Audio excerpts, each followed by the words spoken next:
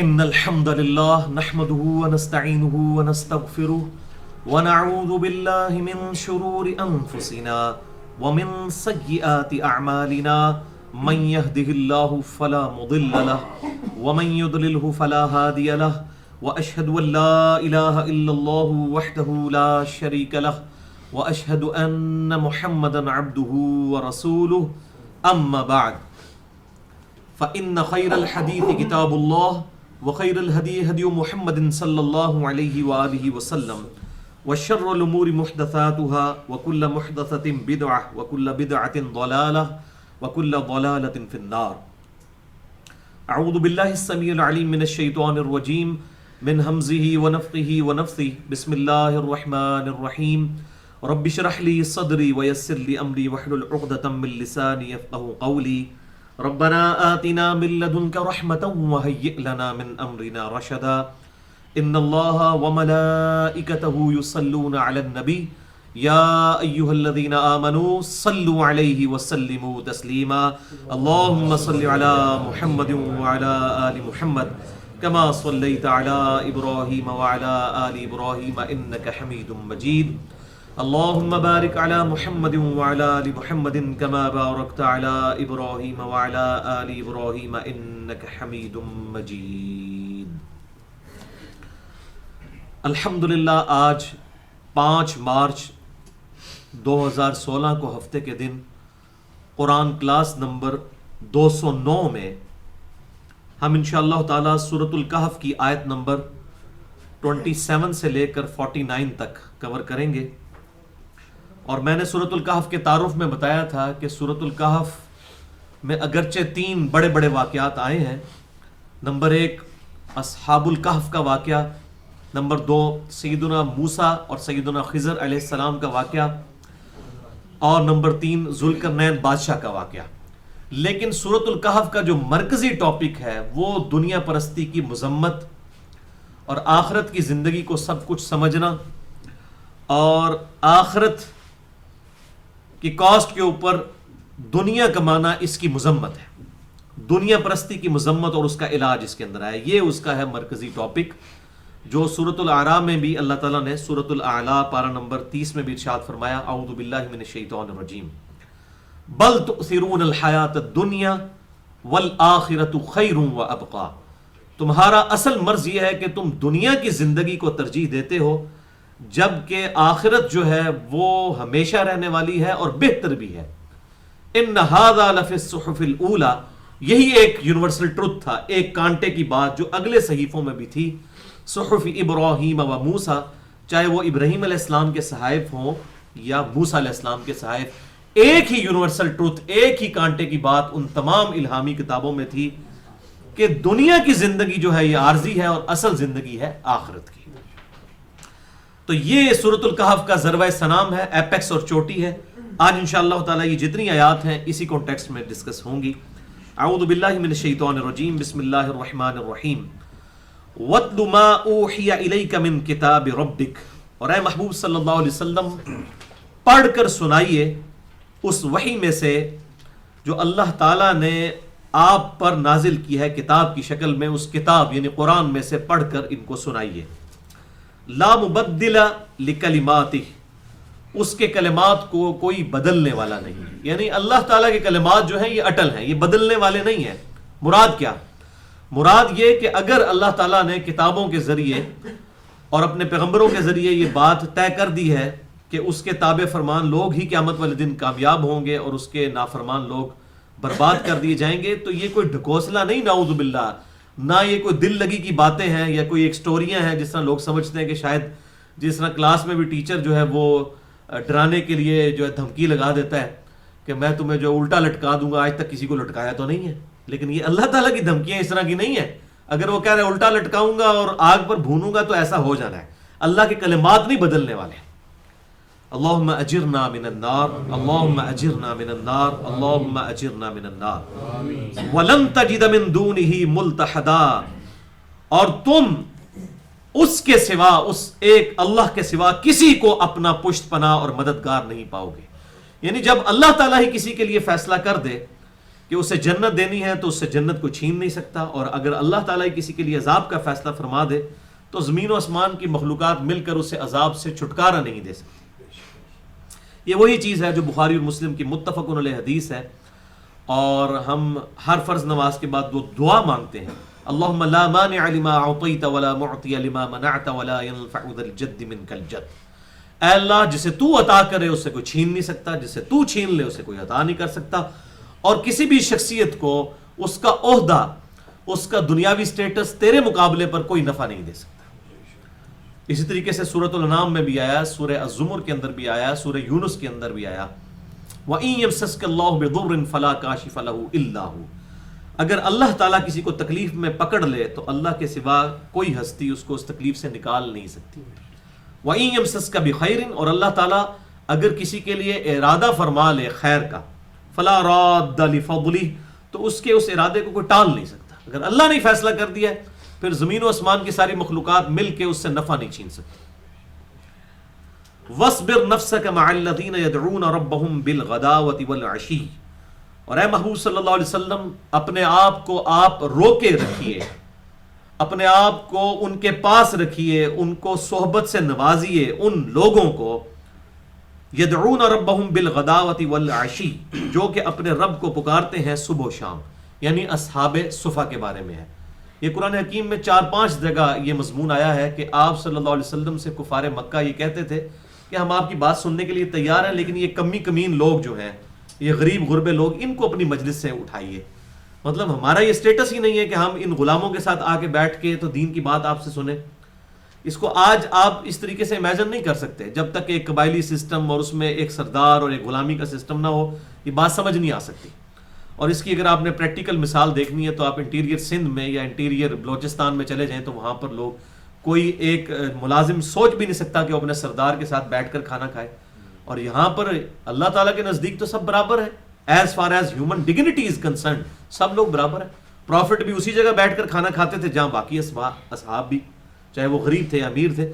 تو وہ یہ کافر ڈیمانڈ کرتے تھے، اور یہ صرف آپ صلی اللہ علیہ وسلم سے نہیں، آپ سورہ ہود پڑھ کے دیکھیں، سورہ یونس پڑھ کے دیکھیں، سورۃ الاعراف پڑھ کے دیکھیں، باقی صورتوں میں بھی یہ چیز آتی ہے کہ حضرت نوح علیہ السلام، حضرت صالح علیہ السلام، حضرت ہود علیہ السلام، ان پیغمبروں سے بھی اس وقت کے سردار یہی کہتے تھے کہ یہ آپ کمی کمین لوگ جو ہمارے ہیں ان کو آپ اپنی مجلس سے اٹھائیں تو پھر ہم آپ کی بات سنیں گے۔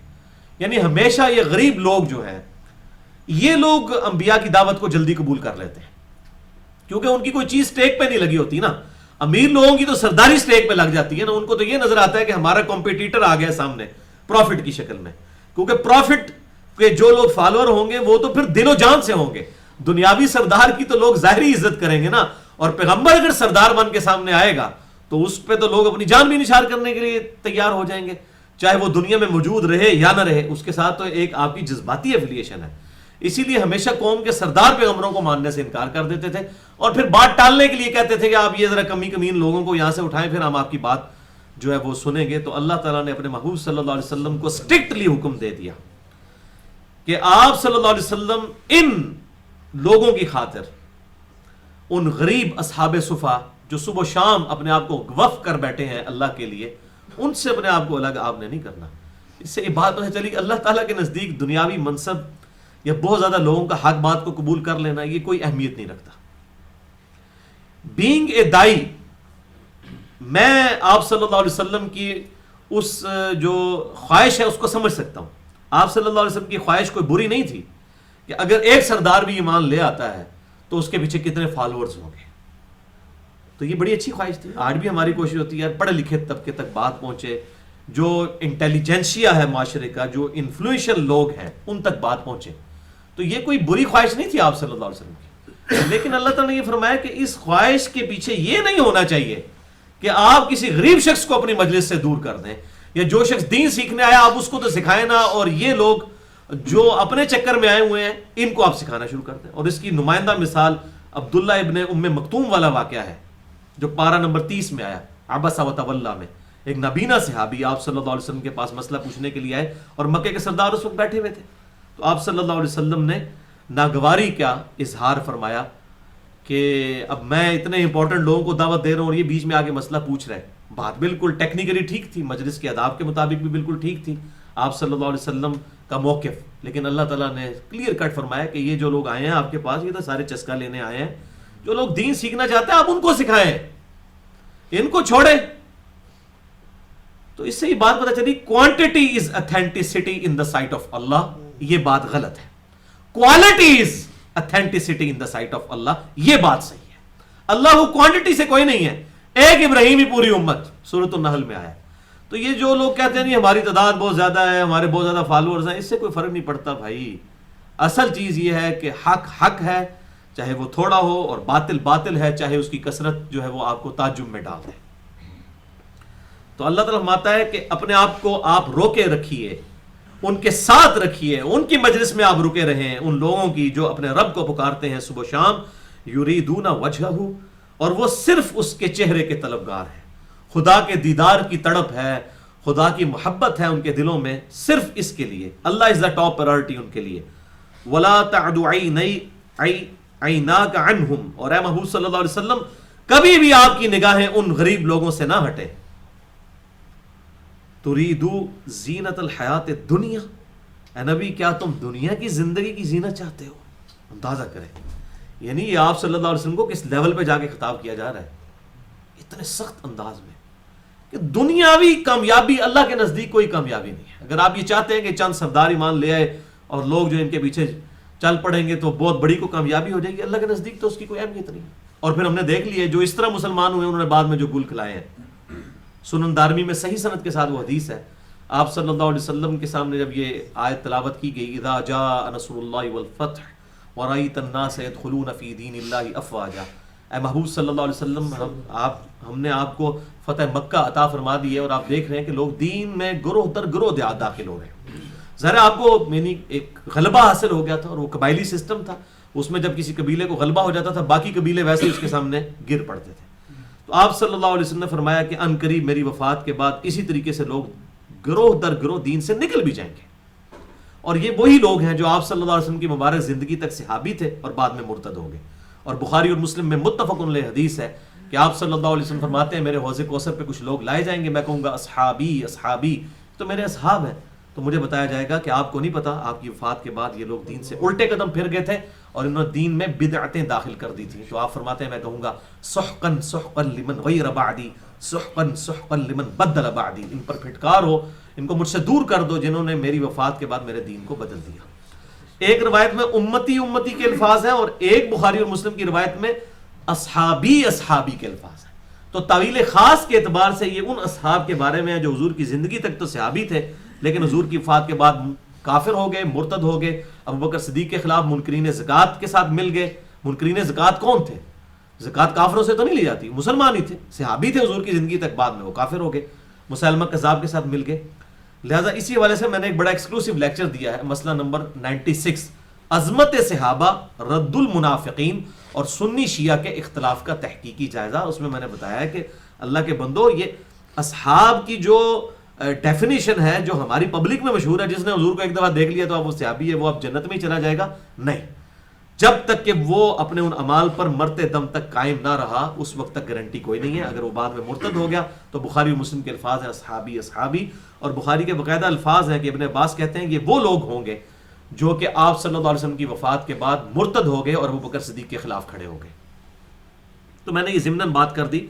تو حضور صلی اللہ علیہ وسلم کو یہ دیکھیں پہلے ہی بات بتائی جا رہی ہے کہ آپ دنیاوی زندگی نہ دیکھیں، انہاں بات چانچاڑ چھوڑنے نے انہاں نے تسی جناب بالکل خیال نہ کرو، تسی مخلص مسلمانوں نو ویکھو جو صحیح اسلام پہ چلنے والے لوگ ہیں جو واقعی وقف ہوئے ہیں اصحاب صبح.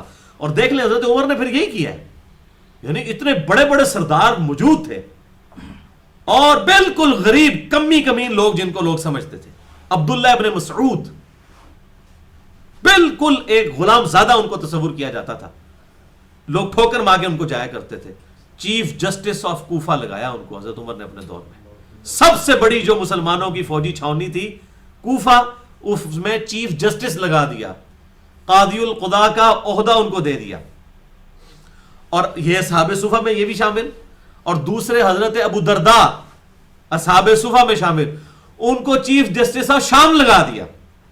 سب سے بڑی رومن امپائر گرائی حضرت عمر نے جنگ یرموک میں ابو عبیدہ بن جرح کے ذریعے، اور جب وہ روم فتح ہوا، شام پہ قبضہ ملا، تو کسی سردار مکہ کو نہیں، ابو درداء کو چیف جسٹس لگایا. یعنی اس وقت سب سے بڑا عہدہ یہی تھا. آج بھی پریکٹیکلی دیکھا جائے تو سب سے بڑا عہدہ چیف جسٹس کا ہے، کیونکہ چاہے پرائم منسٹر ہو، آرمی چیف ہو، کوئی بھی ہو، قانونی طور پر اکاؤنٹیبل ہے چیف جسٹس کے سامنے. تو یہ بڑا عہدہ اس وقت سیدنا ابو درداء کو دے دیا. تو یہ حضرت عمر کی آپ دیکھیں کہ کس طرح کی اس اعتبار. اور یہی سیدنا علی جب خلیفہ بنے، انہوں نے خلیفہ بنتے ہی حضرت عثمان کے سارے گورنر معزول کر دیے، جن لوگوں کی وجہ سے حضرت عثمان شہید ہوئے، اور پھر لا کر اصحاب بدر کو اور پرانے اصحاب جو سابقون الاولون تھے ان کو جو ہے وہ ان عہدوں پر لگایا. تو انہوں نے بیسیکلی قرآن کو فالو کیا کہ کسی کی صرف کیپیبلٹیز نہیں دیکھنی ہے، سب سے بڑی چیز جو ہے وہ اس کی رائچسنس ہے، کہ وہ کتنا جو ہے وہ نیکوکار ہے. یہ سب سے پہلی چیز ہے. اس کی بہادری کو چاٹنا ہے یا اس کی ذہانت کو چاٹنا ہے اگر وہ خوف خدا ہی نہیں رکھتا. یعنی اگر بہادری پر دیکھا جاتا تو حضرت ابوبکر صدیق تو خلیفۃ رسول اللہ مانتے نا. ان کی کون سی بہادری کی داستانیں ہیں؟ آپ ذرا دیکھیں پچھلے جتنی بھی جنگیں ہیں، کوئی حضرت ابوبکر کا واقعہ ملتا ہے کہ انہوں نے کوئی ایکسٹرا آرڈنری کوئی پرفارمنس دی ہو اس حوالے سے؟ تو بہادری کے اوپر ہی اگر چنا جاتا تو حضرت علی کو چن لیا جاتا. مسئلہ یہ نہیں تھا. مسئلہ یہ تھا کہ اصحاب نے دیکھا کہ نبی صلی اللہ علیہ وسلم کے سب سے زیادہ کلوز آپ صلی اللہ علیہ وسلم نے وفات سے کچھ دن پہلے اپنے مسلح پر کھڑا کیا. لوگوں نے ان چیزوں کو دیکھا. تو یہ بات ہے. تو اللہ تعالیٰ فرما رہا ہے کہ آپ کی، اے نبی صلی اللہ علیہ وسلم، آپ کی نگاہیں بھی نہ اٹھیں دنیا کی زینت کے لیے. کیا ترید زینت الحیات الدنیا، کیا آپ دنیا کی زندگی کی زینت چاہتے ہیں؟ ولا تطع من اغفلنا قلبہ، اور مت پیروی کیجئے، ان کا مت خیال کیجئے جن کے دلوں کو غافل کر دیا گیا ہے عن ذکرنا، ہمارے ذکر سے. اللہ تعالیٰ فرماتا ہے ہم نے ان کو اپنی یاد سے غافل کر دیا ہے ان کے برے اعمال کے سبب. واتبع ہواہ، اور وہ پیروی کرتا ہے اپنی خواہش نفس کی. وکان امرہ فرطا، اور اس کا معاملہ تو حد سے گزر چکا ہے. یعنی جو بھی کوئی منافق یا کوئی کافر جس کا کریکٹر اس طرح کا ہے.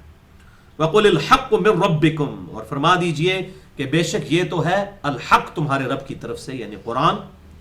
فمن شاء فلیؤمن، تو جس کی مرضی ہے وہ ایمان لے آئے. ومن شاء فلیکفر، اور جو چاہے تو کفر اختیار کرے. انا ہدیناہ السبیل اما شاکرا و اما کفورا، ہم نے ہدایت کا راستہ واضح کر دیا ہے. جو چاہے ہدایت قبول کرے، جو گمراہ رہنا چاہتا ہے، جانا چاہتا ہے دوزخ میں جائے. اللہ تعالیٰ ہمارے ہمیں کوئی پرواہ نہیں ہے. انا اعتدنا للظالمین نارا، لیکن پرواہ کا مطلب یہ نہیں ہے کہ آندہ چھوڑ دیا جائے گا. بے شک ہم نے تیار کر رکھی ہے ایسے ظالموں کے لیے آگ، احاط بہم سرادقها، جو کہ چاروں طرف سے بالکل جس طرح وہ کنات لگا دی جاتی ہے نا، چاروں طرف سے دیواریں آگ کی ان کو گھیر لیں گی. اللہم اجرنا من النار، اللہم اجرنا من النار. وَإِن يَسْتَغِيثُوا يُغَاثُوا بِمَاءٍ كَالْمُهْلِ، اور جب وہ کوئی فریاد کریں گے تو ان کی فریاد سنی جائے گی ایک پانی کے ساتھ جو غلیظ پیپ کی طرح گرم پانی ہوگا. یشفی الوجوہ، وہ اتنا گرم ہوگا کہ وہ چہرے کو بھون ڈالے گا. یعنی وہ پیاس اتنی سخت لگی ہوگی کہ دوست کی، تو وہ جس طرح کا بھی ہوگا گندا پانی. یہاں پر بھی اگر زندگی موت کی کشمکش بن جائے تو لوگ تو کہتے ہیں پانی ملنا چاہیے، تو وہ پانی اپنے چہرے کے قریب کریں گے پینے کے لیے، تو اس کی تپش سے ہی جو ہے ان کا چہرہ جو ہے وہ بھونا جائے گا. بئس الشراب، کیا ہی برا مشروب ہوگا. وساءت مرتفقا، اور کتنی ہی تکلیف دہ وہ جگہ ہوگی جہاں پر ان کو رکھا جائے گا. اللہم اجرنا من النار، اللہم اجرنا من النار، اللہم اجرنا من النار. اب سائملٹینیس کنٹراسٹ آ رہا ہے. یہ تو دوسیوں کا حال، اب جنتیوں کا. ان الذین آمنوا وعملوا الصالحات، بے شک وہ لوگ جو کہ ایمان لے کر آئے اور انہوں نے نیک عمل بھی کیے. صرف دودھ پینے والے مجنون نہیں، بلکہ ایمان لانے کے بعد واقعی جو ہے وہ پریکٹسنگ مسلمان ہوئے. انا لا نضیع اجر من احسن عملا، بے شک ہم کبھی بھی ضائع نہیں کریں گے ان کے نیک اعمال کا اجر، ان کو پورا پورا دیا جائے گا. اولئک لہم جنات عدن، یہ وہ خوش نصیب لوگ ہوں گے جن کے لیے ہوگی ہمیشہ کی جنت. تجری من تحتہم الانہار، جس کے نیچے کے نہریں بہتی ہوں گی. یحلون فیہا من اساور من ذہب، اور وہاں ان کو سونے کے کنگن پہنائے جائیں گے. یعنی دنیا کے اندر تو سونا حرام ہے مرد کے لیے، لیکن جنت میں سونا جو ہے وہ پروٹوکول کے طور پر جنتیوں کو پہنایا جائے گا. وَيَلْبَسُونَ ثِيَابًا خُضْرًا، اور وہ پہنیں گے سبز رنگ کا ریشم، من سندس، سبز رنگ کا باریک ریشم، یعنی یہ ان کے کرتے ہوں گے، سبز رنگ کے باریک کرتے ہوں گے ریشم کے. وَإِسْتَبْرَقٍ، اور موٹا ریشم بھی پہنے گے، یعنی شلواریں ظاہر ہے کہ موٹی ہوں گی پردے کے لیے، اور کرتے جو ہیں وہ باریک ریشم کے ہوں گے. متقین فیہا علی الارائک، وہ تکیہ لگائے ہوئے ہوں گے اپنے پلنگ کے اوپر. نعم الثواب، کتنا ہی اچھا اجر ہے. وحسنت مرتفقا، اور کتنی ہی عمدہ آرام گاہ ہے. اب بھائیو سورۃ الکہف کی آیت نمبر 32 سے آن ورڈ ایک بہت ہی انٹرسٹنگ واقعہ اللہ تعالیٰ نے ڈسکس فرمایا ہے، جس میں اللہ تعالیٰ نے دو جو ہے مختلف اپروچز کو سامنے رکھا ہے. ایک طرف وہ شخص ہے جو کہ دنیا کی زندگی میں بڑی غربت کی زندگی گزار رہا ہے، لیکن اپنے رب پر بھروسہ رکھتا ہے کہ مجھے میرے رب نے جو بھی سرکمسٹانسز دیے ہیں انہی کے اندر میں اپنے رب کو یاد کروں تو ایک دن ایسا آئے گا کہ میرا رب مجھے ان اعمال کا اجر دے گا. اور دوسری طرف وہ شخص ہے کہ جو خدا کو تو مانتا ہے لیکن دنیا کی زندگی کو ہی اس نے سب کچھ سمجھ لیا ہے. ان دونوں کا آپس میں ایک مناظرہ ہوتا ہے یا مجادلہ ہوتا ہے، ڈیبیٹ ہوتی ہے ایک ٹاپک کے اوپر. اور کتنا وہ خوش نصیب شخص ہے کہ اس کی ڈیبیٹ اللہ تعالیٰ نے قرآن حکیم میں منو ان نقل کر دی ہے. یہ کوئی نبی نہیں ہے، ایک عام انسان ہے جو خدا سے محبت رکھنے والا ہے، جس نے اپنی زندگی میں یہ طے کر لیا ہے کہ اللہ از مائی ٹاپ پرائورٹی. جو میں اکثر کہتا ہوں کہ قرآن حکیم میں سب سے زیادہ جو ٹاپک ایڈریس ہوا ہے عقیدہ توحید کے بعد وہ ہے دنیا پرستی کی مذمت، کہ دنیا کی زندگی عارضی ہے، اصل زندگی آخرت کی ہے. یہ دنیا کی زندگی اللہ کو دے کر آخرت کی ہمیشہ کی کامیابیاں حاصل کر لو. یہ ہے قرآن حکیم کی دعوت کا خلاصہ، انبیاء کی دعوت کا خلاصہ، اگلے صحائف کی دعوت کا خلاصہ جو سورۃ الاعلی میں آیا. بل تؤثرون الحیات الدنیا، تمہارا اصل مرض یہ ہے کہ تم دنیا کی زندگی کو ترجیح دیتے ہو. والآخرۃ خیر وابقی، جبکہ آخرت بہتر بھی ہے اور ہمیشہ رہنے والی بھی ہے. ان ھذا لفی الصحف الاولی، یہی ایک یونیورسل ٹروتھ تھا، ایک کانٹے کی بات جو اگلے صحائف میں بھی تھی. صحف ابراہیم و موسیٰ، چاہے وہ ابراہیم علیہ السلام کے صحائف ہوں یا موسیٰ علیہ السلام کے صحائف، ایک ہی کانٹے کی بات تھی کہ دنیا کی زندگی عارضی. قرآن حکیم میں سب سے زیادہ اسی کے اوپر زور دیا گیا ہے کہ اللہ از دا ٹاپ پرائورٹی. اس دنیا میں رہتے ہوئے دنیا کی چیزوں کو اویل ضرور کریں، لیکن کبھی ایسا نہ ہو کہ خدا غافل ہو جائے انسان کی نظروں سے. خدا نے تو انسان کو ہمیشہ اپنے سامنے یاد رکھا ہے، انسان ایسا نہ کر دے کہ وہ اپنے رب کو بھول جائے اور اس سے غافل ہو جائے. تو اس لیے قرآن حکیم کا یہ ضرب سنام ہے، اور اس میں سورۃ الکہف جو ہے وہ دنیا پرستی کی مذمت پر قرآن پاک کا ایپیکس اور ضرب سنام ہے. اور اس میں یہ مثال جو میں نے سورۃ الکہف کے تعارف میں بھی یہ بات کی تھی کہ یہ جو دجالی فتنہ ہے کہ روح سے آنکھ بند کر لی اور بس دنیا کی زندگی کو، اس میٹر کو، مادے کو سب کچھ سمجھ لیا گیا، اور اسی کا ایک ریپریزنٹیٹو بن کر وہ کانا دجال آئے گا قرب قیامت سے پہلے، جس میں میں پورا لیکچر بھی ریکارڈ کروا چکا ہوں. مسئلہ نمبر 133، فتنہ دجال اور دجال سے متعلق صحیح الاسناد 10 احادیث، اور سب کی سب بخاری اور مسلم سے. اور آج کل جو دجالی فتنہ ہے اس کو میں نے ڈسکس کیا تھا. تو دجالی فتنہ یہی ہے کہ دنیا میں اس طرح مشغول کر دیا جائے کہ آخرت کی خبر ہی نہ رہے. اب دیکھیں اس طرح کی کموڈٹیز آ چکی ہیں کہ آج سے 40-50 سال پہلے لوگوں کی انکم کا 1% حصہ بھی ان چیزوں پر نہیں لگتا تھا جن پر آج کمائی کا 70 سے 80% لگ رہا ہے. آپ حیران ہو جائیں گے. یعنی ایک وہ زمانہ تھا کہ ایک ہی صابن تھا جس سے لوگ کپڑے بھی دھوتے تھے، اس سے لوگ جو ہے نہا بھی لیا کرتے تھے، وہ سارے گھر میں وہی ایک ہی صابن استعمال ہوتا تھا. اور آج جو ہے وہ ہر ایک کا صابن الگ ہے، چہرے پہ لگانے والا الگ، جسم پہ ملنے والا الگ، کپڑوں کے لیے الگ. تو پھر ہم کہتے ہیں خرچے پورے نہیں ہوتے. ٹوتھ پیسٹ سب کے الگ. اور یہ موبائل فون کی شکل میں جو فتنہ ہم پر مسلط ہو گیا ہے، آئے دن فون بدلنا. یعنی غریب لوگ ہیں، انہوں نے بھی جو ہے وہ اسمارٹ فونز رکھے ہوئے ہیں، ٹچ سکرین موبائل، اس کے اوپر بالکل کمپرومائز کرنے کے لیے تیار نہیں ہے. یعنی ان کے پاؤں میں بے شک جو ہے وہ سلیپر انہوں نے پہنے ہوئے ہیں، لیکن موبائل انہوں نے جو ہے وہ 8-10 ہزار روپے والا رکھا ہوا ہے، چاہے اس کی جو ہے وہ مہینے کی انکم 5,000 روپے ہے. وہ اس نے جوڑ کر وہ اپنی کموڈٹیز جو ہے وہ ایسا دنیا کے اندر الجھا دیا گیا. پھر مصروفیت کیسی دے دی گئی ہے. یہ فلم انڈسٹری اسی کے اوپر چل رہی ہے کہ آپ فلمیں دیکھتے رہیں اور آپ اپنا وقت پاس کرتے رہیں, کیونکہ جیسے ہی آپ فارغ ہوئے نا تو فوراً آپ کو خیال آئے گا کہ مجھے کس نے پیدا کیا ہے اور اس روئے ارض پہ کس مقصد کے لیے بھیجا ہے. یہ ہے وہ دجالی فتن کہ جس میں آپ کو دنیا میں ایسا مشغول کر دیا گیا کہ اب ہمیں آخرت کی کوئی خبر ہی نہ رہے. ہم کہیں بس ٹھیک ہے, اسی طریقے سے لوگ زندہ ہوتے ہیں, زندگی گزارتے ہیں جانوروں کی طرح, پھر مر جاتے ہیں. اور اگر کوئی ایک ڈوگما, ایک سمجھ لیں کوئی ڈیلوژن کوئی ذہن میں ہے کہیں تحت الشعور کے اندر کہ ہاں کوئی خدا بھی ہے, اس نے بھیجا ہے, وہ دیکھا جائے گا. اور خدا کا کنسیپٹ پھر یہ بنا دیے کہ شاید کوئی ایک بوڑھی نانی اماں ہے جس نے یہ سارے جو ہے مخلوقات پیدا کی ہیں, اور وہ تو اپنے بندوں کو جلا ہی نہیں سکتی. یہ کیسے ہو سکتا ہے, وہ تو ماں سے بھی اتنے گنا زیادہ محبت کرتی ہے. حالانکہ یہ کوئی صحیح حدیث ہے ہی نہیں ہے 70 گنا والی, بالکل جھوٹ ہے. کیا فرعون سے 70 گنا زیادہ محبت کرتا ہے اللہ تعالیٰ؟ نعوذ باللہ. ہاں نیک بندوں سے کرتا ہے, ابو بکر, عمر, عثمان و علی رضی اللہ عنہم اجمعین. ان کی آپ بات کریں تو بات سمجھ میں بھی آتی ہے. بھائیو اللہ کی کوئی احساسات تو نہیں ہے اس طرح کے جس طرح ہمارے احساسات ہیں کہ ہم مغلوب ہو جائیں. اللہ تو ہر چیز کے اوپر عالم و ناظر ہے, لیکن مغلوب نہیں ہوتا. واقعی ماں تو مغلوب ہو جائے, ماں تو کبھی بھی اپنے بیٹے کو نہ چلائے, لیکن اللہ تعالیٰ مغلوب نہیں ہوتا. اللہ تعالیٰ تو اللہ الصمد, اللہ بے پرواہ ہے.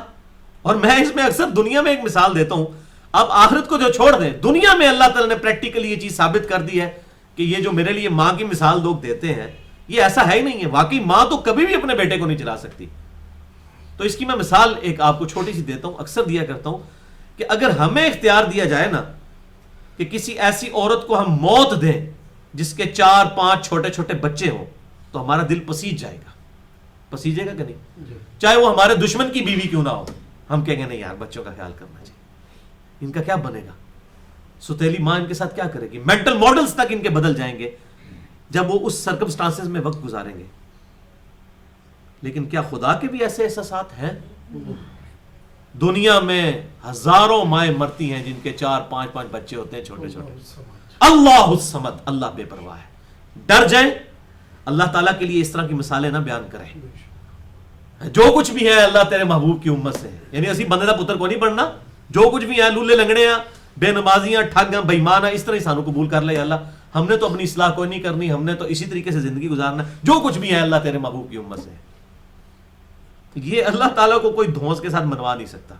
خدا بے پرواہ ہے, اور یہ بات بالکل طے کر لیں. یہ کس نے اگر آپ کے ساتھ یہ بات آپ کو بتائی ہے تو سمجھ لیں سب سے بڑا آپ کا وہ دشمن ہے جس نے یہ بتایا کہ وہ شاید کوئی بوڑھی نانی اماں ہے یا بوڑھی دادی اماں ہے, اس کو کوئی غصہ ہی نہیں آتا, اس کو کوئی نہیں ہے, اس کو کیا فرق پڑتا ہے لوگ جنت میں جائیں جہنم میں جائیں, اس کو واقعی کوئی نہیں فرق پڑتا. فرق تو سانو پیندا ہے بھائی جی, زندگی تو ساڈی سٹیک تے لگی ہوئی ہے, اللہ کو تو واقعی نہیں فرق پڑتا. جی اللہ نے نمازنا چاہیے, بھائی اللہ کدوں کہتا ہے مجھے نمازنا چاہیے نا, اللہ کہتا ہے تمہیں نمازیں چاہیے تمہارے لیے, کیونکہ یہ تو میں نے فیصلہ کر دیا. اور آج آپ آیت سن چکے ہیں, لا مبدل لکلماتی, نہیں بدلتے ہیں اس کے کلمات. اگر اس نے یہ طے کر دیا ہے کہ میں نافرمانوں کو دوزخ میں پھینکوں گا تو ایسا ہو جانا ہے. یہ بالکل کنو کٹ لو اپنی گل.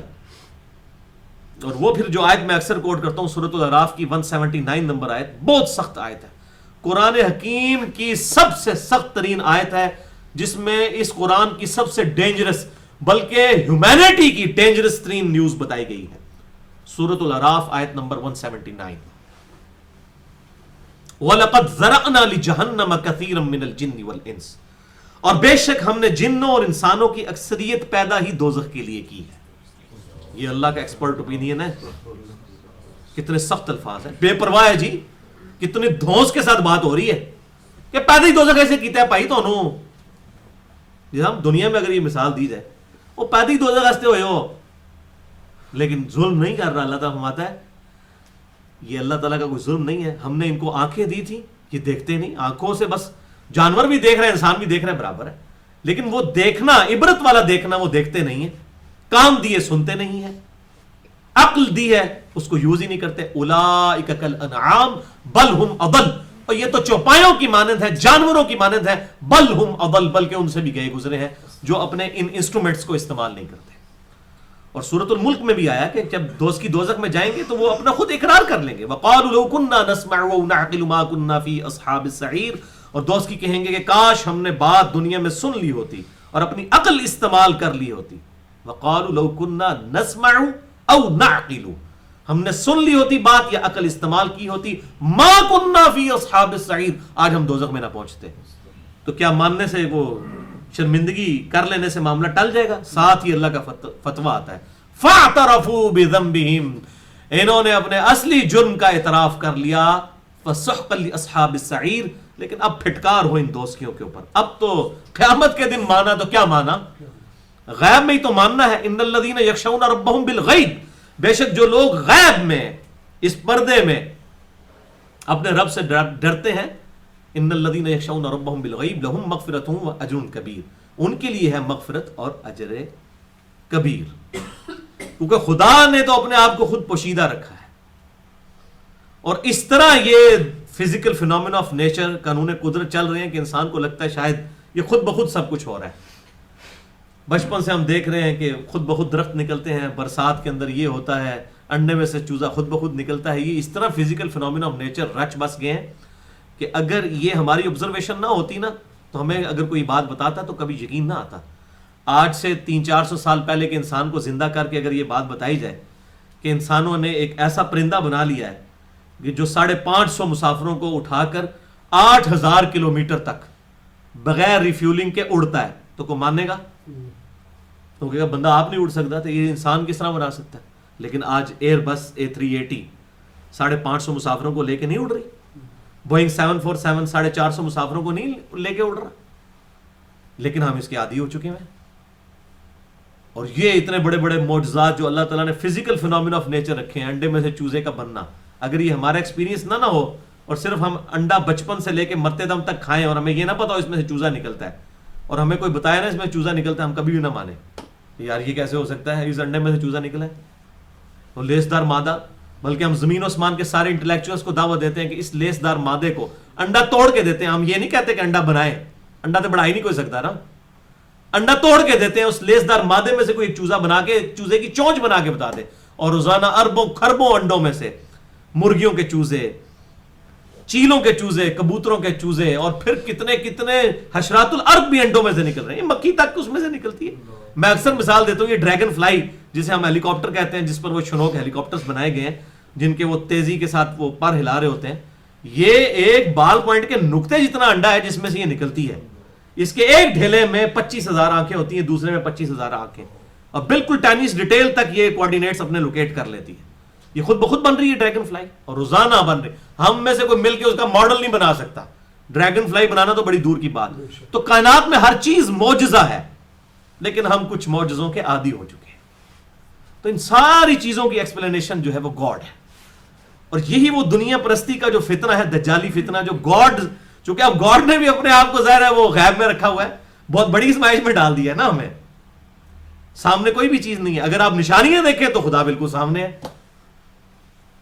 God is the only explanation of all the physical phenomena in this universe. اس یونیورس کے اندر جتنے بھی فزیکل فینومینا آف نیچر چل رہے ہیں، قانون قدرت، ان کی وضاحت صرف ایک چیز ہے کہ یہ کائنات کسی گاڈ نے بنائی. بہرحال اس پہ میں نے کافی دفعہ مختلف لیکچرز دیے ہیں، جسے شوق ہو تو دیکھیں. ایک لیکچر تو ضرور دیکھیں، مسئلہ نمبر 83B، جو میں نے دور حاضر کے لیڈنگ ایتھیسٹ پروفیسر ریچرڈ ڈاؤکنس، جو آکسفورڈ یونیورسٹی میں بیالوجی کے ہیڈ ہیں، ان کی کتاب ہے دا گاڈ ڈیلوژن، یعنی خدا کا نظریہ. یہ ایک فرسودہ نظریہ ہے جو آباء و اجداد سے چلتا آ رہا ہے، اس کی کوئی بنیاد نہیں. اس کے رد میں نے لیکچر دیا ہے مسئلہ نمبر 83B اہل سنت پاک.com پر، ہو کریٹڈ گاڈ، اور جدید شیطانی وسوسوں کا تحقیقی جائزہ. اللہ کو کس نے پیدا کیا، اور تمام جو جدید شیطانی وسوسے ہیں ان کا تحقیقی جائزہ. کیونکہ اس میں اس نے مین پلی جو ہے وہ اسی بات سے لی ہے کہ ہم آپ کی بات مانتے ہیں کہ یہ کائنات اتنی کمپلیکس ہے کہ بغیر کسی کریٹر کے بن نہیں سکتی. تو جو کریٹر ہے وہ تو اس سے بھی زیادہ کمپلیکس ہے، تو اس کو کس نے پھر بنایا ہے؟ تو اس سوال کے جواب میں میرا وہ لیکچر ہے، مسئلہ number 83B، who created God اور جدید شیطانی وسوسوں کا تحقیقی جائزہ. اور اس میں نے باقی اپنے لیکچرز کے بھی تعارف کروائے ہیں. بہرحال اب یہاں پر وہ دنیا پرستی کا جو فتنہ ہے اس کی طرف آئیں، جو یہ مثال سورۃ الکہف میں دی گئی. یہ بڑی انٹرسٹنگ مثال ہے، اس لیے میں نے اس کے لیے اتنی تمہید بنائی ہے تاکہ ہمیں ٹیسٹ فیل ہو اس مثال کا. اعوذ باللہ من الشیطان الرجیم. وَاضْرِبْ لَهُمْ مَثَلَ الرَّجُلَيْنِ، اے محبوب صلی اللہ علیہ وسلم ان سے مثال بیان فرما دیجئے ان دو آدمیوں کی. جعلنا لأحدہما جنتین، جن میں سے ایک شخص ایسا تھا کہ جس کو ہم نے 2 باغ عطا فرمائے تھے، من اعناب، انگوروں کے، وحففناها بالنخل، اور ہم نے ان کے گرد حفاظت کے لیے باڑ لگا دی تھی کھجوروں کے درختوں کی. یعنی پرانے زمانے میں ظاہر اس طرح کنسٹرکشن تو نہیں ہوتی تھی، درمیان میں باغ ہوتا تھا، ارد گرد جو ہے وہ کھجور کے درخت لگا دیے جاتے تھے تاکہ کھجور کا بھی پھل ملے، اور تیز آندھی کی صورت میں جو یہ انگوروں کی بیلیں ہیں یہ ڈسٹرب نہ ہو، ورنہ تو وہ اکھڑ جائیں. تو وہ ایک سمجھ لیں کہ ونڈ سے پروٹیکشن کے لیے ارد گرد جو ہے وہ کھجوروں کے درخت لگائے جاتے تھے. اس سے ڈبل فائدہ، ایک تو پروٹیکشن ہوگی باغ کی، اور دوسرا یہ ہوتا تھا کہ اس سے پھل بھی ملتا تھا. وَحَفَفْنَاهَا بِالنَّخْلِ، اور اس کو ہم نے باڑ بنا دی تھی کھجوروں کے درختوں سے. وَجَعَلْنَا بَيْنَهُمَا زَرْعًا، اور ان درختوں کی باڑ میں ہم نے کھیتی بھی اگا دی تھی. یعنی اس میں وہ کاشتکاری بھی کرتے تھے، اسی میں انگوروں کی بیلیں بھی تھیں بیچ بیچ میں، جس طرح آج بھی آپ دیکھیں کھیتی باڑی ہو رہی ہوتی ہے، سینٹر میں کوئی فروٹس کے درخت بھی لگا دیے جاتے ہیں. تو یہ یعنی اللہ تعالیٰ فرماتا ہے ہم نے یہ سارے اس کو دنیا میں ہم نے مال دیا تھا. لیکن وہی شخص یہ سمجھ رہا تھا شاید یہ میری محنت کی وجہ سے، حالانکہ یہ تو بات کلیئر ہے کہ God is the only explanation of all the physical phenomena. اگر خدا ہی مٹی سے یہ حکم واپس لے لے تو وہ کوئی چیز، کتنی حقیر چیز ہے مٹی، لیکن اس میں بیج بوتے ہیں تو 6 ارب گنا بڑا درخت بن جاتا ہے. یہ مٹی میں کوالٹی، آپ سونے میں بوئے بیج کچھ بھی نہیں نکلے گا. مٹی حقیر چیز ہے، اگاتی ہے، خدا کے حکم سے کر رہی ہے. تو اللہ تعالیٰ ماتا یہ ہم نے سب کچھ اس کو دیا تھا. کلتا الجنتین آتت اکلہا، اور یہ دونوں باغ پھل دیتے تھے جب ان کے پھل کا وقت آتا تھا پورا پورا. وَلَمْ تَظْلِمْ مِنْهُ شَيْئًا، اور ہم اس میں سے کوئی کمی نہیں کرتے تھے. یعنی یہ فل فلیج جو ہے نا پھل دینے والے یہ اس کے باغات تھے، ان کے اوپر پورا فروٹ لگا کرتا تھا. وَفَجَّرْنَا خِلَالَهُمَا نَهَرًا، اور ہم نے ان کے درمیان نہر بھی جاری فرما دی تھی. یعنی اریگیشن کے لیے پانی بھی اس کو کہیں پر لے کے جانا نہیں، کوئی نیچرلی کوئی ایسی جگہ پہ اس نے باغ بنایا تھا جہاں سے نہر بھی گزرتی تھی، کوئی پمپ لگانے کی ضرورت نہیں تھی، کوئی پانی بھرنے کی ضرورت نہیں تھی، نیچرل اریگیشن بھی اس کی ہے تھی. اب یہ پوری ایک سمجھ لیں کہ ہر طرح کے سرکمسٹانسز اللہ تعالیٰ نے اس کو اکوموڈیٹ کیا ہوا تھا. یہ آج کے دور میں تو ظاہر ہے ہم گھر بیٹھ کے ساری چیزیں کر لیتے ہیں، اس لیے ہمیں اندازہ نہیں ہوتا. آج سے جو ہے وہ 100-150 سال پہلے تک تو لوگ، یہ تو سارا فتنہ پٹرول اور یہ گاڑیوں کی وجہ سے ہوا ہے. آج اگر دنیا سے پٹرول اور یہ گاڑیاں ختم ہو جائیں تو دنیا سکون میں آ جائے گی. تو اشفاق صاحب کہتے تھے نا کہ دعا کرو یار پٹرول پھر زمین بڑھ جائے. ساری بے سکونی اس کی وجہ سے. یعنی اگر یہ پٹرول ختم ہو جائے تو مجھے جناب کتے نے کاٹا ہوا ہے کہ میں 150 کلومیٹر جا کے اسلام آباد دور جا کے جاب کروں گا. میں نے بھی ادھر کہیں زمین کے اوپر کوئی چھوٹی سی فصل اگائی ہوتی، اور لوگوں کی پہلے یہی چیزیں ہوتی تھیں، گندم اگائی اتنی کھا لی اور اپنا وقت گزارا. یہ کموڈٹیز کا فتنہ اور یہ ساری چیزیں تو ہوتی نہیں تھی. تو اس زمانے میں تو لوگوں کا سورس آف انکم ہی یہ ہوتا تھا کہ اپنا اگانا ہے اور اپنا کھانا ہے. اور بخاری اور مسلم کی متفق حدیث ہے قرب قیامت میں بھی یہی ہوگا. جب یہ فتنے آئیں گے اور یہ جنگ و جدال ہوگا تو صرف وہی لوگ بچیں گے جو اپنی بکریاں اور اپنی زراعت کا سامان جو ہے کسی اونچی پہاڑی پر جا کر اپنا کھائیں گے، اپنا اگائیں گے. اور آج سائنس بھی مان رہی ہے کہ اگر یہ سارا معاملات خراب ہو گئے تو یہی ہونے والا ہے. یہ ہمارے جو سب کانٹیننٹ کے ملک ہیں یہ تباہ و برباد کیوں نہیں ہوتے؟ اسی لیے کہ یہاں پر زمین اگاتی ہے. سعودی عرب کا، عرب ملکوں کا تیل ختم ہو جائے تو بھوکے مریں گے، کیونکہ ان کے پاس اریگیشن تو ہے نہیں ہے. یہ دنیا کی جو سمجھ لیں کہ 2/3 آبادی جو ہے یہ سب کانٹیننٹ اور ایشیا کے اندر آباد ہے. یہ چائنا میں، انڈیا میں، پاکستان میں، بنگلہ دیش میں. یہ دنیا نے صدیوں کے بعد یہ چیز لرن کی ہے کہ دنیا میں رہنے کے لیے یہ جگہ اچھی ہے، یا اس کے بعد اگر کوئی جگہ ہے تو امریکہ ہے. اس لیے کہ وہاں پر سارے موسم ہوتے ہیں، یہاں پر بھی سارے موسم ہوتے ہیں، زمین اگاتی ہے، آپ اپنا اگا کے کھا سکتے ہیں. تو یہ موبائل فون بیچ کے یا آپ اسلحہ بیچ کے کھا تو نہیں سکتے ہیں اگر یہ چیزوں کی ڈیمانڈ ہی ختم ہو جائے. اور اسی لیے آپ دیکھیں رشیا برباد ہو گیا، ان کے پاس اریگیشن نہیں تھی، رشیا اسی لیے تباہ و برباد ہو گیا. اور امریکہ کی اسٹیبلٹی کی وجہ یہی ہے کہ ان کے پاس تو اتنی گندم ہوتی ہے کہ وہ ہر سال لاکھوں ٹن گندم جو ہے وہ پیسیفک اوشن، بحر الکاہل میں تباہ کر دیتے ہیں، ضائع کر دیتے ہیں تاکہ انٹرنیشنل مارکیٹ میں اس کی قیمت نیچے نہ آ جائے. تو یہ اسی لیے تو قائم ہے یہ ملک. تو اس زمانے میں بھی یہی ہوتا تھا، اپنا لوگ اگاتے تھے اور کھاتے تھے. تو اللہ تعالیٰ ماتے ہیں ہم نے ان کے لیے نہر بھی بہا دی تھی. وَكَانَ لَهُ ثَمَرٌ، اور اس کے لیے مال بھی مہیا کر دیا تھا، فروٹ بھی تھا. یہ ثمر اگر لغت کے معنوں میں آئے گا تو مال، اور یہاں مال سے مراد ہے کہ ہم نے اس کو بیٹے بھی بہت عطا کیے تھے. قبائلی سسٹم کے اندر بیٹوں کی بڑی اہمیت ہے. یہ بیٹا ترجمہ اس لیے کیا کہ آگے یہ بات آئے گی. تو اس سے یہ بات پتہ چل جائے گی یہ جو اللہ تعالیٰ نے اس کو ثمر کو الگ، یعنی کہ اولاد بھی تو پھل ہوتی ہے نا انسان کی، میاں بیوی کا جو ازدواجی تعلق ہے اس میں بھی آپ دیکھیں اسی طریقے سے جو ہے وہ بیج بویا جاتا ہے اور پھر اس سے اولاد پیدا ہوتی ہے. تو اللہ تعالیٰ فرماتا ہے اس کے لیے اولاد بھی تھی. فقال لصاحبہ، تو ایک روز اس کے ساتھی نے، اس کا جو دوست تھا، وَهُوَ يُحَاوِرُهُ، اس نے اپنے دوست سے کہا جبکہ وہ اس سے بحث و تکرار کر رہا تھا. یعنی یہ جو مالدار شخص ہے اس کا کوئی غریب دوست تھا، اس کے ساتھ یہ بحث و تکرار کر رہا تھا. تو اس دوران اس نے کہا، اب دیکھیں اس کا تکبر، انا اکثر منک مالا واعز نفرا، کہ میں کثرت مال میں اور طاقت کے اعتبار سے، بیٹوں کے اعتبار سے بھی تجھ سے بڑھ کر ہوں.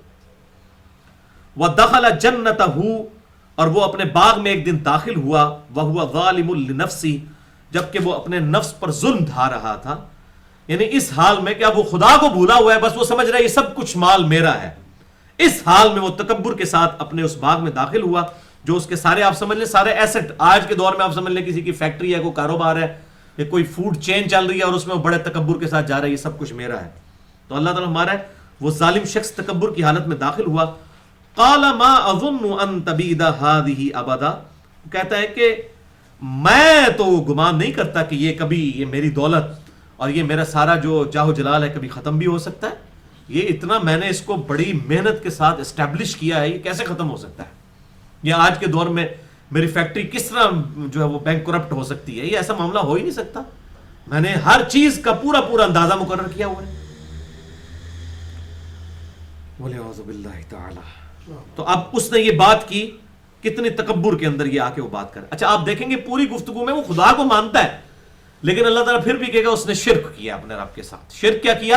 کہ وہ اس نے وہ دجالی آنکھ ہے نا اس کی، وہ بس یہ چیز سمجھ رہا ہے کہ سب کچھ خود بخود ہو رہا ہے اور خدا سے غافل ہو گیا، تحت شعور میں خدا کو لے گیا. وما اظن الساعة قائمة، اور مجھے نہیں لگتا کہ کبھی قیامت بھی قائم ہوگی. اور بالفرض اگر قیامت قائم بھی ہوئی، یعنی یہ بھی ایک طبقہ تھا، ایک وہ تھا جو ڈینائل آف گاڈ کرنے والے لوگ تھے، وہ خدا کو بھی نہیں مانتے تھے، قیامت کو ظاہر کہاں سے ماننا. اور ایک وہ لوگ بھی تھے جو خدا کو مانتے تھے لیکن وہ یہ کہتے تھے کہ مر کے جب ہم ہڈیاں ہو جائیں گے تو دوبارہ کیسے زندہ کیے جائیں گے.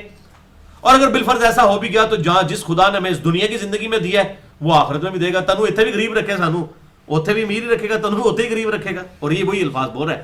وَلَئِن رُدِدتُّ، اور اگر میں اللہ کے پاس چلا ہی گیا، مرنے کے بعد دوبارہ اٹھایا ہی گیا، اِلَىٰ رَبِّی، میرے رب کی طرف، لَأَجِدَنَّ خَيْرًا مِّنْهَا مُنْقَلَبًا، تو یقیناً وہاں پر بھی میں بہتر ہی کوئی جگہ پاؤں گا. تنو تے اتھے اللہ نے غریب رکھا ہے، منو امیر رکھا ہے، اتھے بھی تیرے نال ہی کچھ ہی ہونا ہے، تو انجی رہنا کمی کمی نہیں. آخر اللہ نے میری کوئی شے ویکھی ہے نا. یہ وہ چیز ہے کہ میری کو خوبی ہے کہ مجھے اگر اللہ نے یہاں تو مجھے اس قابل سمجھا ہے نا، تو وہاں بھی مجھے ہی سمجھے گا، تجھے کہاں سمجھے گا. اب ظاہر ہے کہ اس طرح کی باتیں سن کے اس شخص کا دل کس قدر دکھا ہوگا. اور آپ دیکھیں وہ کس طریقے سے اب بات کرتا ہے. قال له صاحبہ، تو اس کے اس ساتھی نے اس سے کہا، وہو یحاور، جبکہ وہ اس کے ساتھ بحث کر رہا تھا، اکفرت بالذی خلقک من تراب، کیا تو اپنے اس رب کا کفر کر رہا ہے جس نے تجھے مٹی سے پیدا کیا. یعنی آخرت کا انکار کرنا گویا خدا کا انکار کرنا ہے. خدا کو مان رہا ہے اور اس بٹوین دا ورڈز تو انکار بھی کر رہا ہے. اور خدا کی نعمتوں کو یہ مانتا ہے کہ اس نے دی ہیں، لیکن تو اپنی سے سارا کچھ سمجھتا ہے، اپنی کمائی سمجھتا ہے، اپنی محنت و اپنا ٹیلنٹ سمجھتا ہے. تو یہ گویا کہ تو کفر کر رہا ہے اپنے رب کا. ثم من نطفہ، پھر اس نے نطفہ بنایا، یعنی مٹی میں سے. اب یہ جس نطفے کے ذریعے انسان کی تخلیق ہوتی ہے، وہ نطفہ جو ہے کہاں سے تیار ہوتا ہے؟ اسی مٹی کی خوراک سے، اسی سے پروان چڑھتا ہے نا انسان، اور اسی خوراک کے ذریعے نطفہ. تو اسی لیے الٹیمیٹ جو ہے وہ مٹی میں سے ہی انسان نکلتا ہے. اس کے بعد نطفہ، ثم سواک رجلا، اور اس کے بعد سنوار کر تجھے مرد بنا دیا اس اللہ نے.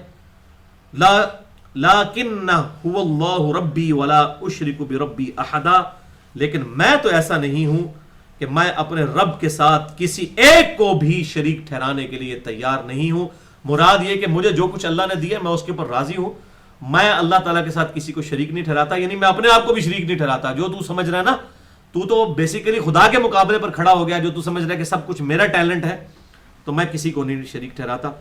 وَلَوْلَا إِذْ دَخَلْتَ جَنَّتَكَ، اور کیوں نہ ایسا ہوا کہ جب تو اپنے باغ میں داخل ہوا تھا، قُلْتَ مَا شَاءَ اللَّهُ، کہ تو کہتا ما شاء اللہ. تجھے تو یہ کہنا چاہیے تھا جو اللہ نے چاہا. تو کہہ رہی میرا ٹیلنٹ ہے، اگر میں دنیا سے چلا بھی گیا اور آخرت میں اٹھایا بھی گیا پھر مجھے اتنے ملے گا، میں تو ہے ہی بڑا ٹیلنٹڈ بندہ ہے. تجھے یہ کہنا چاہیے تھا ما شاء اللہ. میں نے پہلے بھی بتایا تھا سورۃ الکہف میں ہمارے جتنے اسلامک ٹریڈیشن کے کلچر کے جملے ہیں، سبحان اللہ، الحمدللہ، اللہ اکبر، اور اس طریقے سے ما شاء اللہ، لا حول ولا قوت الا باللہ، یہ سارے الفاظ صرف ایک صورت میں آئے ہیں، وہ سورۃ الکہف ہے. تو اس کا سٹارٹ ہی کسے ہوا ہے؟ الحمدللہ الذی انزل علی عبدہ الکتاب. الحمدللہ سے سٹارٹ ہوا، اب یہاں پر آئے ما شاء اللہ. تو اس طریقے سے جب بھی آپ گھر میں بچوں کو دیکھیں کھیلتا ہوا، یا اپنے کاروبار کو دیکھیں، یا کسی بھی چیز کو، اپنی کوئی نئی چیز دیکھیں، کوئی اللہ کی نعمت دیکھیں، تو ما شاء اللہ کہنا چاہیے تاکہ اللہ تعالیٰ اس میں برکت دے. لا قوت الا باللہ، نہیں ہے قوت مگر اس اللہ کی طرف سے. یعنی اگر کسی شخص نے دنیا میں محنت کر کے کچھ کمایا ہے تو یہ محنت کی ابیلٹی، یہ انٹلیکٹ جو ہے اور یہ قوت، یہ بھی تو اللہ کی دی ہوئی ہے. الٹیمیٹلی تو گاڈ کا ہی سب کچھ دیا ہوا ہے نا. انسان کو گاڈ اورینٹڈ ہی ہونا چاہیے کہ سب کچھ اس کا دیا ہوا ہے. لا قوت الا باللہ. اسی لیے یہ دعا بھی ہے، بخاری اور مسلم کی متفق علیہ حدیث ہے. آپ صلی اللہ علیہ وسلم نے فرمایا کیا میں تمہیں جنت کے خزانوں میں سے خزانہ نہ دے دوں؟ لا حول ولا قوت الا باللہ. نہیں ہے قوت گناہ سے بچنے کی اور نہ ہے ہمت نیکیاں کرنے کی مگر اس کی توفیق سے. تو یہ اللہ ہی کی توفیق ہے جو ہمت دیتا ہے. ان ترنی انا اقل منک مالا وولدا، اور اے میرے دوست جو تو مجھے دیکھ رہا ہے اس حال میں کہ میں قلت میں ہوں تیرے مقابلے پر، مال کے اعتبار سے بھی اور اولاد کے اعتبار سے بھی. جو میں نے بات کی تھی نا، ثمر سے مراد اس نے اولاد، اللہ تعالیٰ نے لی ہے اس کی اولاد. تو اگر دیکھ رہے ہیں کہ مجھے اللہ تعالیٰ نے کوئی زیادہ کثرت اولاد بھی نہیں دی ہے، یا میری بیٹیاں ہی بیٹیاں ہیں، یا میرے بیٹے نہیں ہیں، یا میرے پاس زیادہ اولاد نہیں ہے اور میرے پاس مال بھی بہت کم ہے، یہ اس حالت میں جو تو مجھے دیکھ رہا ہے، تو یعنی یہ حالات میرے اپنے تو نہیں ہے، یہ شاکلہ تو اللہ کا دیا ہوا ہے نا. اللہ کو تو پرواہ نہیں ہے اس چیز کی.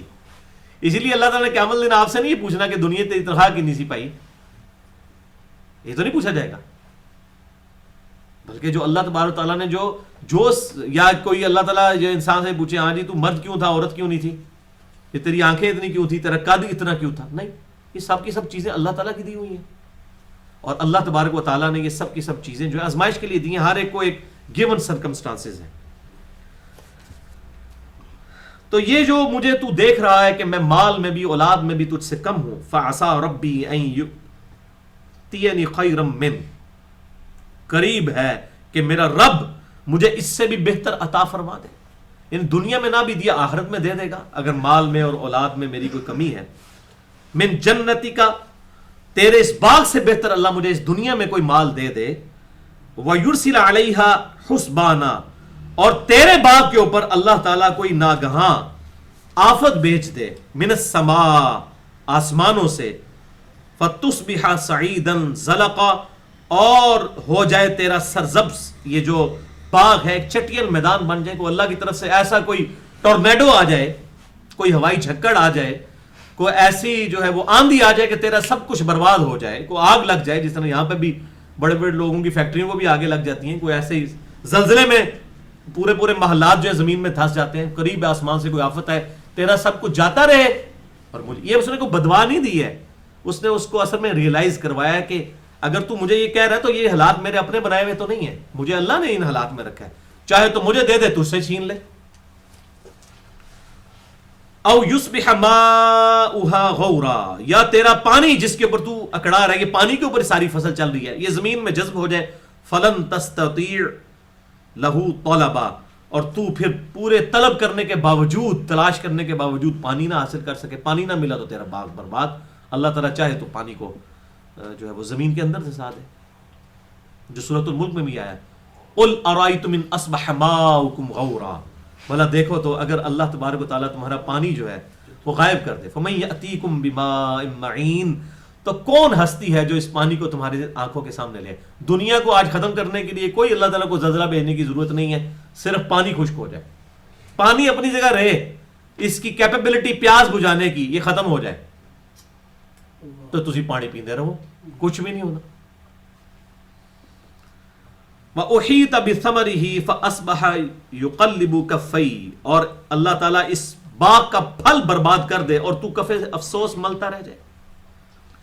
یہ ہتھیلیوں کو کہا جاتا ہے نا، یہ کف، ہم یہ اس میں کرتے میں بھی یہ کف ہوتا ہے، تو یہ جو یہ محاورتاً بولا جاتا ہے ہتھیلیاں ملتا رہ جائے، یعنی ساری چیزیں تو اسے چھین لی جائیں.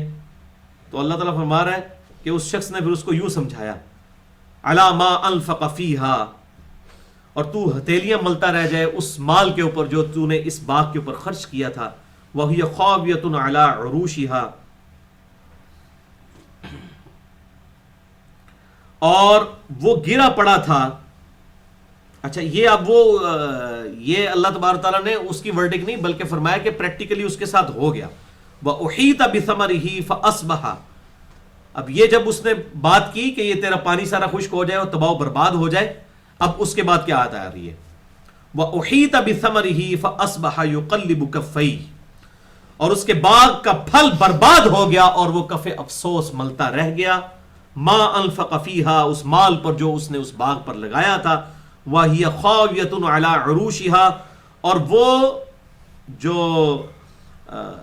اس کا باغ تھا وہ اپنے چھپروں پر جو ہے وہ گرا پڑا تھا، جیسے جو ہے وہ الٹ پلٹ ہر چیز کا ہو جانا اس حال میں. وَيَقُولُ يَا لَيْتَنِي، پھر وہ کہنے لگا ہائے افسوس، اے کاش، لم اشرک بربی احدا، کاش میں نے اپنے رب کے ساتھ کسی کو شریک نہ ٹھہرایا ہوتا. اب شرک تو اس نے کہیں نہیں کیا، کوئی دیوی دیوتا، کوئی بت پرستی کا ذکر ہی نہیں آیا. شرک یہی تھا، اس نے یہ سمجھا کہ میں ہی سب کچھ کیپیبل ہوں، میری محنت ہے، اور اس نے خدا کو پس پش ڈال دیا تھا. ماشاء اللہ اس نے نہیں کہا کہ جو اللہ کی مرضی. وَلَا تَكُن لَهُ فِئَةٌ يَنْصُرُونَهُ، اور نہ رہی اس کے پاس کوئی ایسی جماعت کہ جو اس کی مدد کر سکتی من دون اللہ، اللہ کے مقابلے پر. وَمَا كَانَ مُنْتَصِرًا، اور نہ وہ اس قابل تھا کہ وہ اللہ سے بدلہ لے سکتا. اللہ اکبر. وہ جو سورہ الشمس میں اللہ نے فرمایا نا کہ ہم نے قوم سمود کو برباد کر دیا. وَلَا يَخَافُ عُقْبَاهَا، اور ہمیں کوئی خوف نہیں ہے ان کی عاقبت کا، یعنی ہمیں یہ پرواہ نہیں ہے ہم نے ان کو برباد کر دیا تو اس کے کوئی حمایتی آ کے ہم سے بدلہ لے لیں گے. تو دنیا میں اللہ تعالیٰ کسی سے کوئی چیز چھین لے، کسی کو تباہ و برباد کر دے، تو اللہ تعالیٰ فرماتے ہیں ہمیں کوئی ٹینشن نہیں ہے کہ وہ اپنی جماعت لے کر ہمارے سے آ کے بدلہ لے گا. وَلَا يَخَافُ عُقْبَاهَا، ہمیں کوئی خوف نہیں ہے ان کی عاقبت کا. هُنَالِكَ الْوَلَایَةُ لِلَّهِ الْحَقِّ، پس یہ بات ثابت ہو گئی کہ سچے اختیار کا مالک وہ اللہ ہے، وہ سچا اللہ ہے. ہوا خیر ثوابا و خیر عقبا، اور وہی بہتر ثواب دینے والا ہے اور اسی کے ہاتھ میں ہے بہتر انجام. یہ اب اس پوری گفتگو کا کنکلوژن ہوا. اب ایک اور مثال ہے وہ کور کر کے تو آج کی گفتگو مکمل کرتے ہیں. اللہ تعالیٰ نے دنیا کی زندگی کا جو لائف سائیکل ہے اس کو تشبیہ دی ہے پلانٹ کے لائف سائیکل کے ساتھ. وَضْرِبْ لَهُمْ مَثَلَ الْحَيَاةِ الدُّنْيَا، اے نبی صلی اللہ علیہ وسلم ان سے بیان کیجئے دنیا کی زندگی کی مثال. كَمَاءٍ أَنزَلْنَاهُ مِنَ السَّمَاءِ، اس پانی کی مانند ہے جو کہ ہم نے آسمان سے نازل فرمایا. فَاخْتَلَطَ بِهِ نَبَاتُ الْأَرْضِ، اور پھر گنجان ہو گئی اس پانی کی وجہ سے زرخیزی، زمین سے نباتات اگنے شروع ہو گئے. فَأَصْبَحَ حَشِيمًا تَذْرُوهُ الرِّيَاحُ، اور اس کے بعد وہ خشک گھاس بن گئی جسے اڑائی پھرتی ہیں ہوائیں. یعنی بیج بویا جاتا ہے، اس کے بعد اس میں سے کومپل نکلتی ہے، پھر ایک پوری فصل تیار ہوتی ہے، پھر فصل کاٹ دی جاتی ہے، اس کے بعد وہ ایک سمجھ لیں توڑی باقی رہ جاتی ہے. تو یہ بالکل اس طریقے سے انسان بھی پیدا ہوتا ہے، پھر جوانی کو پہنچتا ہے، پھر اللہ تعالیٰ اس کو موت دے دیتا ہے، پھر وہ بھی جو ہے وہ زمین کے اندر دفن کر کے ملیا میٹ ہو جاتا ہے. تو جس طرح پلانٹ کا لائف سائیکل ہے اس طریقے سے بیل کے جو شیپ کرو ہم جس کو کہتے ہیں پورا ایک سائیکل ہے، سٹارٹ ہوتا ہے اپنی پیک پہ پہنچا پھر نیچے، اس طریقے سے انسان کا بھی یہ لائف سائیکل ہے. وَكَانَ اللَّهُ عَلَى كُلِّ شَيْءٍ مُقْتَدِرًا، اور اللہ تعالیٰ نے ہر چیز پر پوری قدرت رکھی ہوئی ہے. المال والبنون زینت الحیات الدنیا، اب یہ اس مثال کے بعد کنکلوژن ہو رہا ہے یونیورسل ٹروتھ اللہ کی طرف سے. مال اور بیٹے زینت الحیات دنیا، یہ تو زندگی، اس دنیا کی زندگی کی زینت ہے، آخرت میں کوئی فائدہ پہنچانے والی چیز نہیں ہے یہ، الا یہ کہ وہ نیک اولاد ہو تو وہ صدقہ جاریہ بن جائے. والباقیات الصالحات، اور باقی رہ جانے والی تو ہیں نیکیاں. اولاد کو ساتھ تو نہیں لے جائے گا. بخاری اور مسلم کی متفق علیہ حدیث ہے، انسان کے 3 دوست ہوتے ہیں، 2 واپس آ جاتے ہیں، ایک ہی قبر تک جاتا ہے. اس کی اولاد اور مال یہ گھر واپس آ جاتے ہیں، مال تو گھر ہی رہ گیا، اولاد بھی دفنا کے واپس، ایک دوست اس کے ساتھ جاتا ہے، اس کے اعمال ہے. اور اللہ تعالیٰ کیا فرما رہے ہیں؟ والباقیات الصالحات، باقی رہنے والی تو صرف نیکیاں ہیں، خیر، جو کہ خیر ہیں، عند ربک، تیرے رب کے ہاں. اصل کرنسی تو وہ نیکیوں کی چلنے والی ہے آخرت میں. ثوابا و خیر عملا، ثواب کے اعتبار سے ایسی یہ نیکیاں ہیں کہ جن کے ساتھ امید وابستہ کی جا سکتی ہے. یہ طول عمل کا لفظ اردو میں بھی استعمال ہوتا ہے، لمبی امید وابستہ کرنا.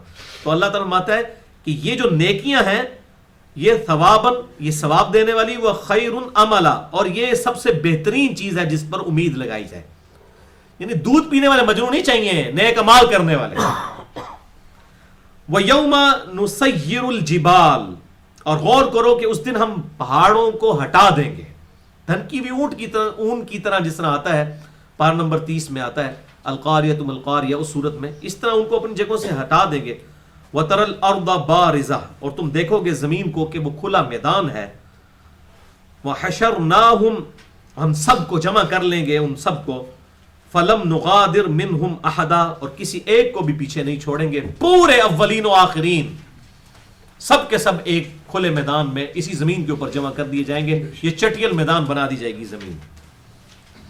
وَعُرِضُوا عَلَىٰ رَبِّكَ صَفًّا، اور سب کے سب تیرے رب کی بارگاہ میں صفیں بنائے ہوئے ہوں گے، فرشتے بھی، جو پارہ نمبر 30 میں آتا ہے وَجَاءَ رَبُّكَ وَالْمَلَكُ صَفًّا صَفًّا.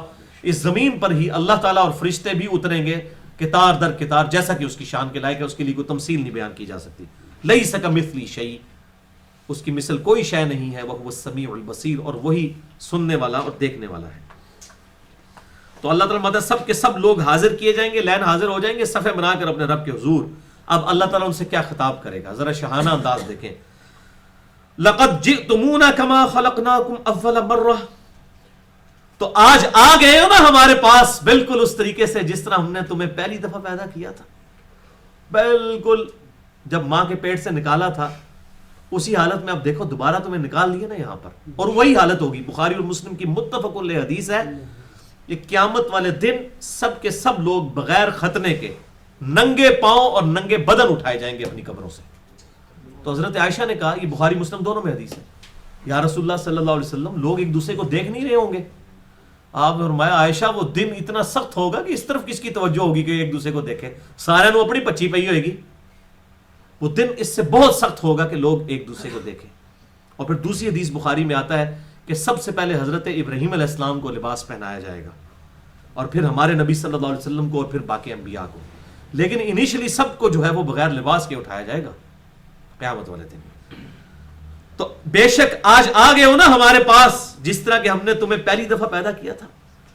بل زعمتم ان لن نجعل لكم موعدا، لیکن تم نے تو شاید ایسا گمان کیا تھا کہ تمہیں دوبارہ لوٹ کر ہمارے پاس آنا ہی نہیں ہے. یہ وعدہ مقررہ کا وقت کبھی پورا ہی نہیں ہونا.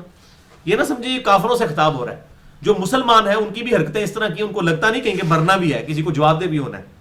بھائی اگر کسی کو یہ فکر ہو تو پھر وہ دودھ میں پانی ملا سکتا ہے، ملاوٹ والا دودھ بیچ سکتا ہے خالص کہہ کے. ایک تو ہے نا پانی ملائے ویسے لسی بنا کے بے شک بیچے، اس کو لسی کہہ کے بیچے، لیکن ایک خالص دودھ کو پانی ملا کے لسی کی بجائے اس کو دودھ کہہ کے بیچے.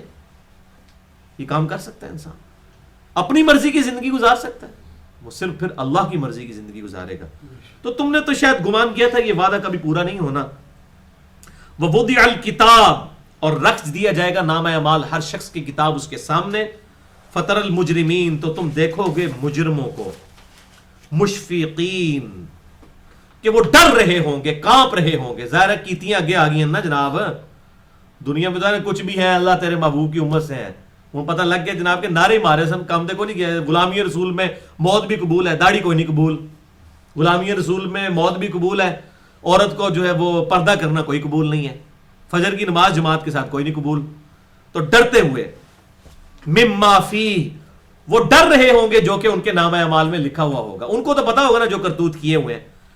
وَيَقُولُونَ، اور وہ سب کہہ اٹھیں گے یا ویلتنا، ہائے افسوس، ما لِهَذَا الْكِتَابِ، او یہ کیسا نامہ اعمال کی کتاب ہے، لا یغادر صغیرۃ ولا کبیرۃ الا احصاها، اس نے تو نہ کوئی چھوٹے سے چھوٹی بات چھوڑی ہے، نہ کوئی بڑی سی بڑی بات، مگر اس کا احاطہ اس کتاب کے اندر کر دیا گیا ہے. یہ کیسی ہارڈ ڈسک ہے کہ میری ہر چیز اس میں سیو کر دی گئی ہے. وَمَن يَعْمَلْ مِثْقَالَ ذَرَّةٍ خَيْرًا يَرَهُ وَمَن يَعْمَلْ مِثْقَالَ ذَرَّةٍ شَرًّا يَرَهُ. اگر کسی نے ذرے کے برابر بھی نیکی کی ہوگی وہ بھی قیامت والے دن سامنے لا کر رکھ دی جائے گی، اور ذرے کے برابر گناہ بھی.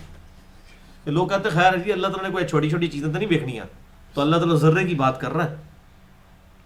تو انسان کہے گا وہ کیسی کتاب ہے، اس نے تو کچھ چھوٹی چیز چھوڑی ہے، نہ کوئی وڈی ہے چٹی ہے، سب کچھ ہی چٹا بٹا کھول کے میرے سامنے رکھ دیا ہے.